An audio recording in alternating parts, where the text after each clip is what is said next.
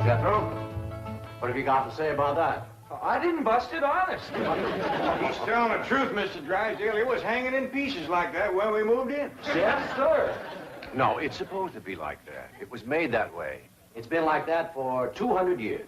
200 years? Hey, this house is older than it looks. Jethro! Oh, I plumb forgot. Granny wants to see you. Skedaddle. All right, Uncle Jed. Nice boy. His ma, my cousin Pearl, gave me the notion to move out here. Well, I'm most grateful to her. Oh, but first, I wanted to explain about this priceless crystal chandelier.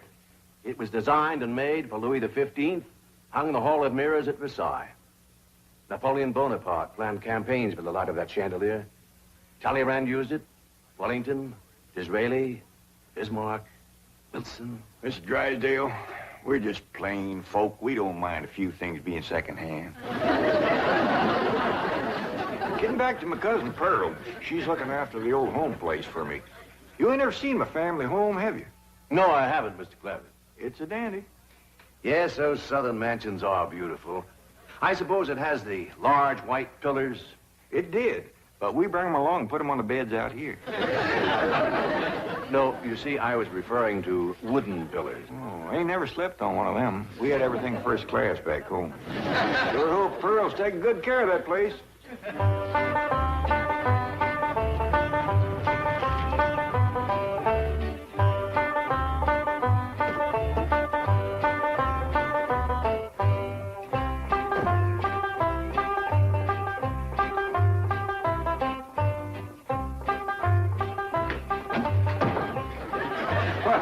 Hello there. Oh, why, you're Mr. Brewster from the oil company that paid Cousin Jed all that money for his swamp. 25 million to be exact. You ain't here to back out, are you? No, indeed. Your cousin's money is safe in the bank in California. I just thought you'd like to know that I heard from the bank, and your family arrived in Beverly Hills safe and sound. Oh, that is good news. My son Jethro drove him out, you know. Yes, I know he did. Oh, I have something here from the bank. I think you'll enjoy it. For me? They told me at your house I'd find you here. Yeah, well, I promised Cousin Jed I'd keep an eye on the old home place for him. It's a long trip from my house, but I'm glad to do it for Jed. That's nice of you. Yeah, well, you know, can I help you look for that money? What is the money? It's pictures of the estate that Mr. Drysdale, the president of the bank, purchased for him in Beverly Hills. Oh. Now, this is now the Jed Clampett estate. Land to mercy, look at that. Why, it's bigger than the state capitol. It's quite a change from this place, all right. What in the world is that? Oh, that's the swimming pool. Swimming pool? Yes, quite ornate. Oh, my son Jethro's gonna like that.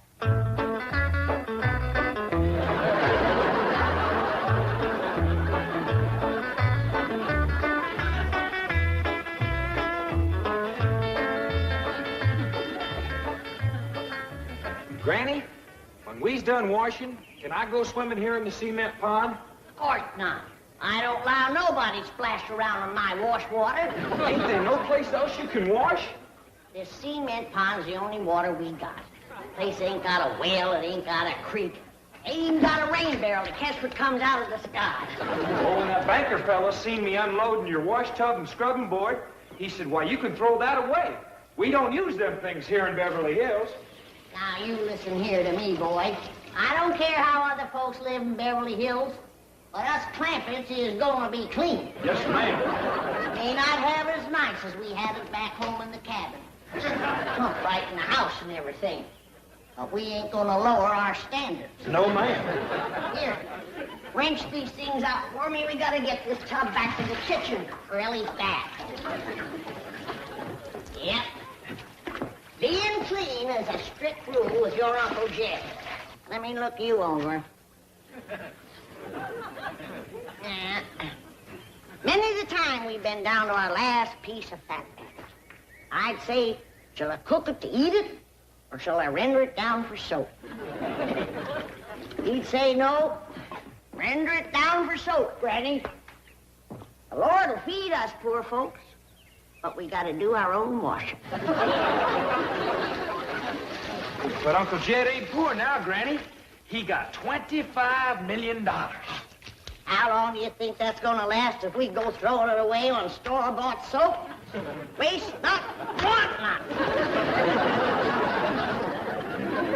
Here's a view of the entrance hall. My stars and garters. Why, it's a palace. Whoever would have thought that my cousin Jed would be living in an estate like this? Well, the credit is yours. You're the one who talked him into moving. Oh, well, I put the notion in his head. But it was really kind of Allie Mae when. Yes, his daughter will have a wonderful life as a Beverly Hills debutante. Can't you just see that beautiful girl descending this magnificent stairway? I sure can. Well,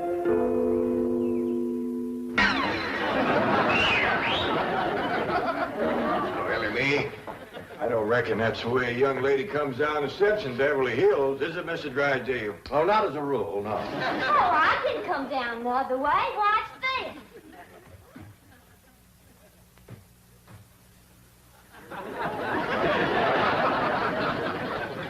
How's that? Well, that's not exactly what I had in mind. Well, show me.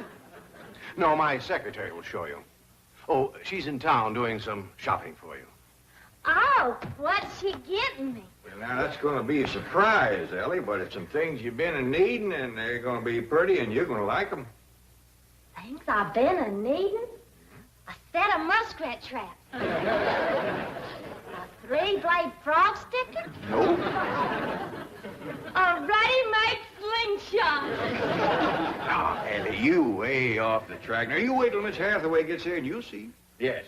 Well, I'll be pushing along to the bank.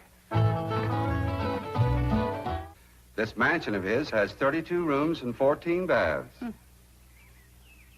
14 bathrooms? Yes. A sunken marble bathtub. I can just see Ellie Mae having herself a bubble bath in there.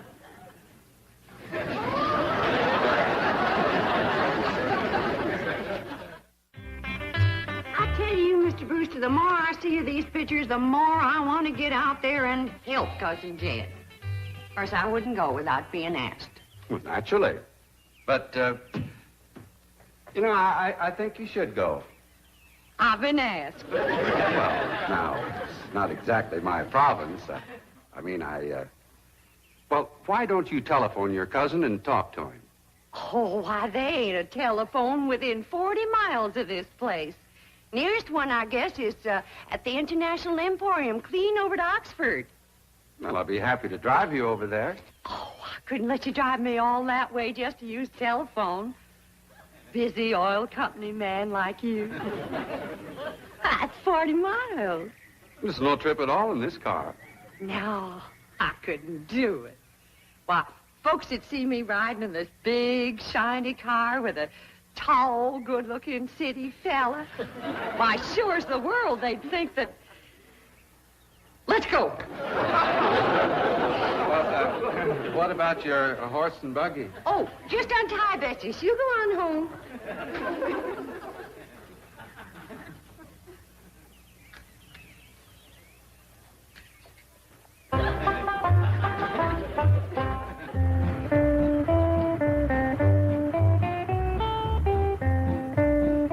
And here's Miss Hathaway.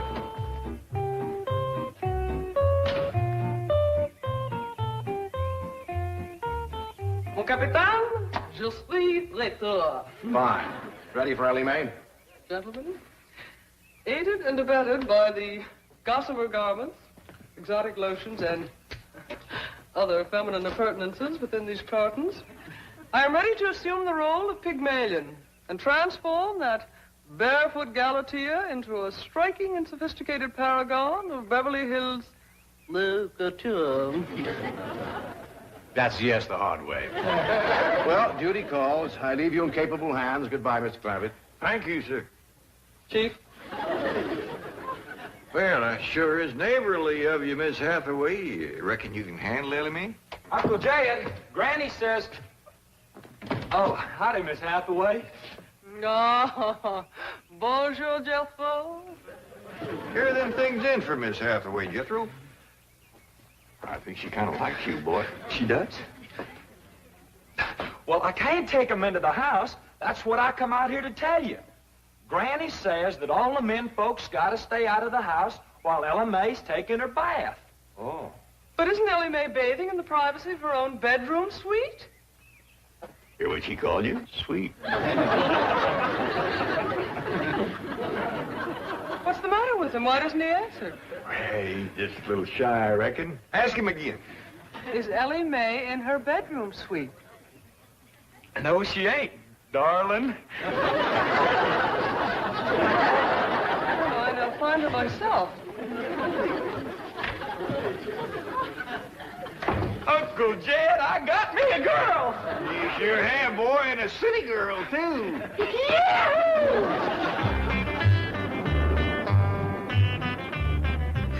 Some city girls I were about. Jethro's such a good-looking boy. Every girl in the 5th grade was after him.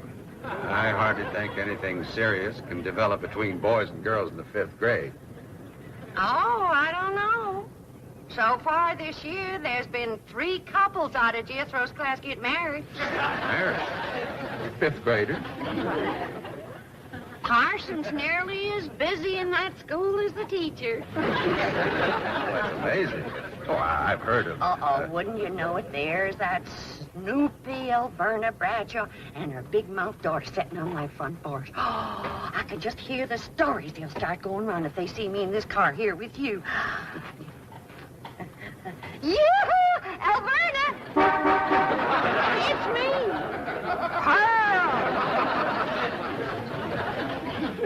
Terrible gossip, that woman, always making trouble. She tried to talk Granny out of going to California. She ought to see Granny now. Living like a queen in that Beverly Hills mansion.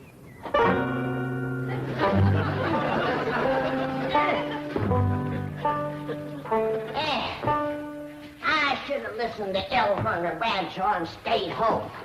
We had a pump right in the house. Didn't have to tote water a quarter of a mile. Oh, you ready to get wrenched off, Ellie? Well, not yet, Granny. Should have washed my hair. No. You better wait till I can catch some rainwater. That pond water smells like it's got medicine in it. I wondered why there's no fish in that pond. Yeah. I reckon that water killed them fish. Don't you worry. My lye soap will kill anything that killed them fish. Have you seen... What in the world's going on here? Well, there's a bath going on. That's what's going on. Howdy. But I don't understand. Well, then somebody ought to explain it to you, city woman. You see, first you heat some water. Then you put it in a great big tub like this. You put some soap in it, and then you get in it, and you start to wash, and that's what you call a bath. Granny, you don't have to do this sort of thing in Beverly Hills. Don't you listen to her, Ellie. Ain't you ever heard that saying that cleanness is next to godliness? But of course, John Wesley said that.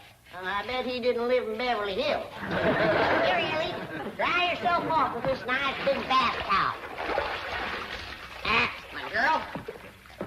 I'll rinse off that old lye soap. Lye soap. Did you say lye soap? That's right. I make it myself. But that will ruin this beautiful girl's delicate skin.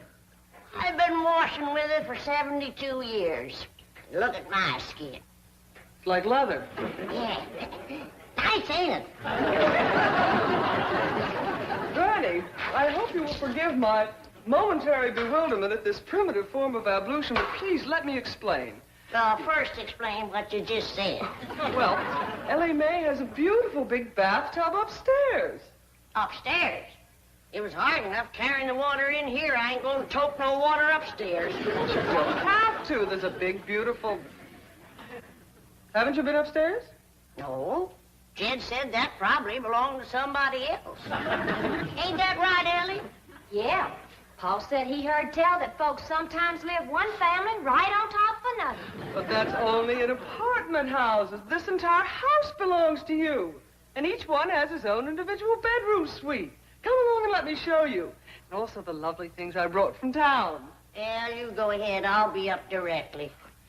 What all did you bring from town? Everything, Ellie. Everything from chapeau to pumps. Pumps! Praise the Lord. Now I won't have to tote water. Get through? Yeah, Uncle Jed? Now, you're going to be keeping company with a girl. Is there any questions you like to ask me? What kind of question? Oh, about girls. How much you know about girls? They softer than boys. Yeah, I reckon. Generally speaking. And they shorter and rounder. Yeah? And the hair's longer and it smells sweet when you snuggles up to 'em. Oh, so you've been doing some snuggling, have you? I've done more than that.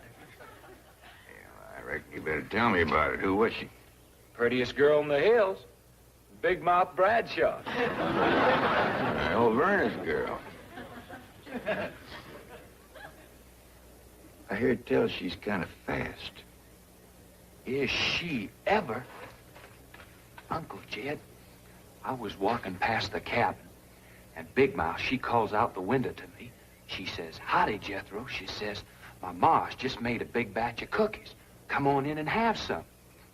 And I says, "Sure your ma won't mind?" She says, "Ma's gone, and so's Pa.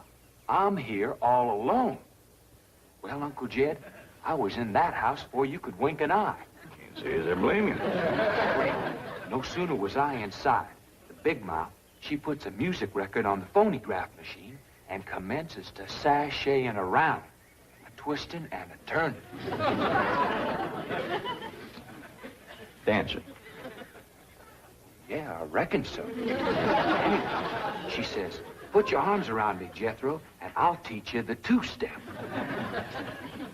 What'd you say? I says, "Listen, Big Mouth," I says, "here we are all alone. Your ma and your pa gone, and you think that I'm going to waste my time dancing?" I says, "Not me, sister. Bring on them cookies."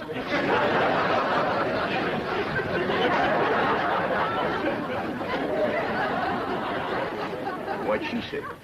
Well, Jed, you and Jethro can start digging the well. That city woman brought us some pumps. That's fine, Granny. We'll get right to it. What'd that Bradshaw girl say when you said bring on them cookies? well, she just held up them cookies like this here, kind of blinked her eyes at me, and said, "Jethro, which do you think it tastes sweeter, these here cookies or my lips?" Well, Uncle Jed, right then and there is when I found out she was fast. I grabbed them two cookies, and it took me 2 miles to outrun that gal.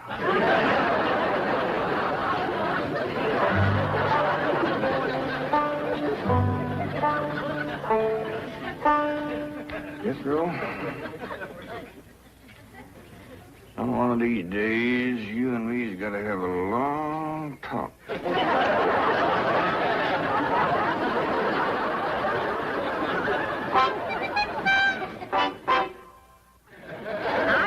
I ought to be out there looking after Jethro. You know Jed's going to need him to help garden a place this big. Well, most Beverly Hills mansions have regular gardeners. And, of course, a complete sprinkling system. Sprinkling system. Oh, yes, indeed. That entire lawn is crisscrossed with underground pipes. Land to mercy.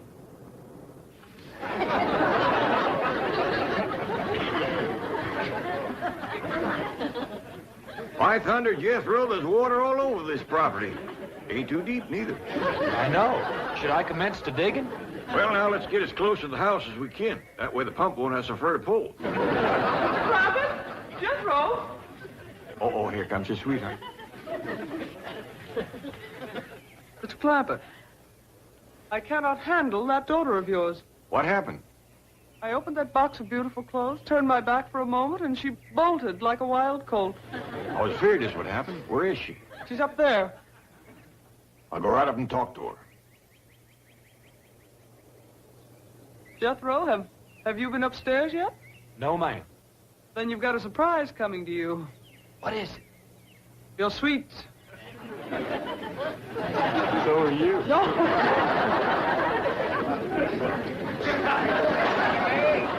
Oh, howdy, Pop. Ellie, I'm ashamed of you. Running off from Miss Hathaway. I didn't run away from Miss Hathaway. What'd you climb up here for? To cut a fork for that new store-bought slingshot she brought. Did she bring you a slingshot? Fanciest thing you ever did see. Just a minute, I'll hook it up and you can see for yourself.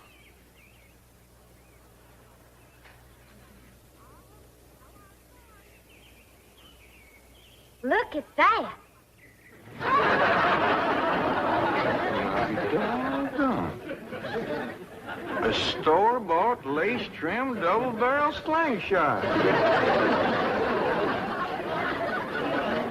it a doozy? I don't know how good I can aim it, but it'll sure throw a heap of rocks. I tell you, Granny, there's so much water here, you could shoot a load of buckshot in that ground and bring up a dozen springs. I'll be right back.